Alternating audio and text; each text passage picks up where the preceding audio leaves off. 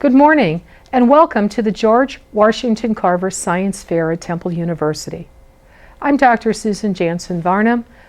I currently serve as a Senior Associate Dean for Undergraduate Affairs, Science Education, and Community Engagement.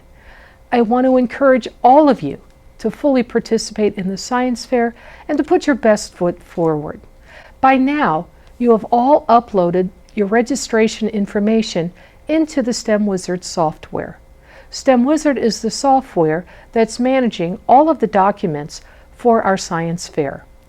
I want to take a minute or two to help you to make sure the report information that you must upload shortly is the best it can be. We want to encourage you always to be scientists and to be thinkers. So let's look at what that report should look like. To help you, let me remind you that many resources and materials can be found on the George Washington Carver Science Fair website.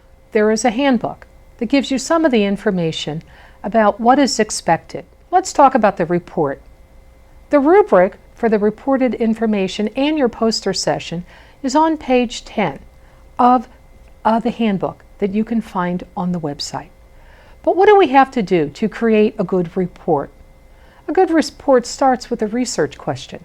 What might that research question be?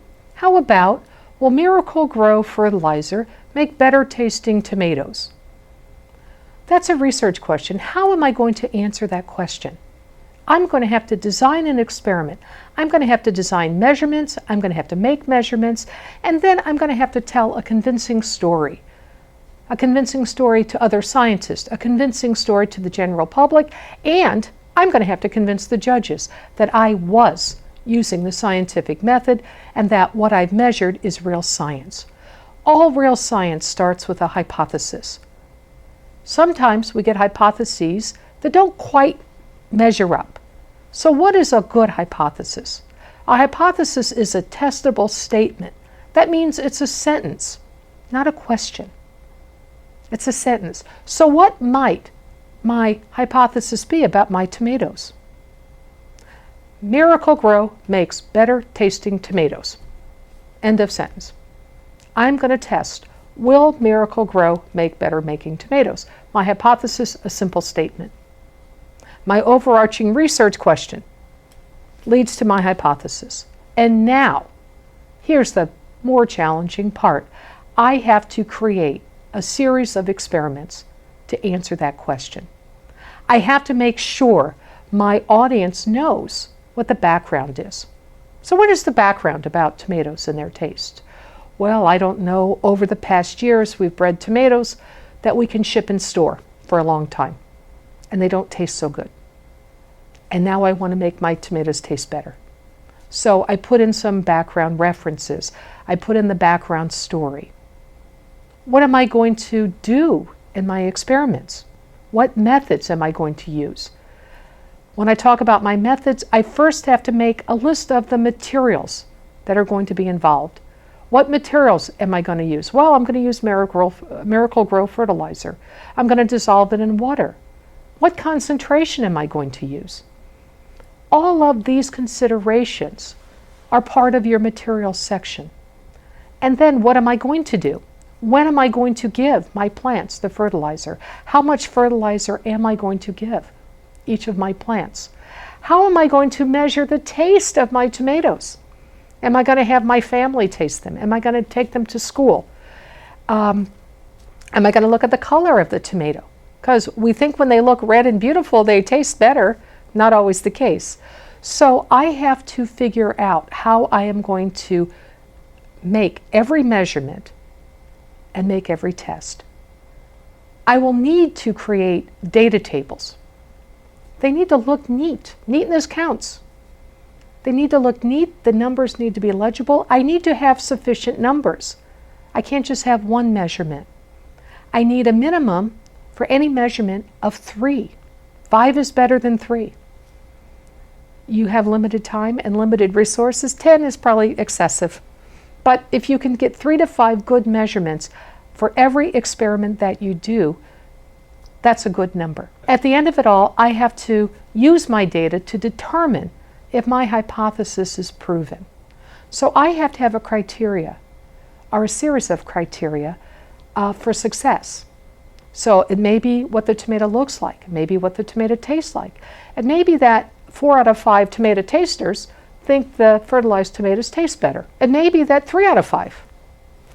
Okay, I have to decide that, I have to evaluate that, and I have to report that. It is possible that what you have done is publishable. It is possible that after you complete your study, you have lots of other ideas of other things to do with this project or with a related project. We want to capture that, all of that, in what you report. If you look at the rubric that's given in the handbook, you will see that you were scored on your first overarching research question and on your hypothesis, that simple testable statement. You will see that you are given a lot of points for your experimental design. So explain it clearly. Explain the materials. Explain the procedures that you plan to use very clearly. You will see that how you execute and the data you collect is a big part of the evaluation. So create data tables that really represent the high quality of the effort that you're putting in. You will also be scored on creativity. And in part of creativity, we want to know that this is your project, that you have intellectual ownership of this project, that the project design, the experimental design is what you have contributed, not what you have copied from someone else. So the creativity and intellectual ownership of the project is very important. All of this information is summarized on the rubric in page 10 of the handbook, and you can find the link for this information right here on the screen below me. I'm looking forward to another short video on how to create the poster presentation. But for now, you have to work on getting your report information up in the STEM Wizard. Give us a good research question. Write a testable statement. Write a hypothesis. Be very strategic in your experimental planning and methodology.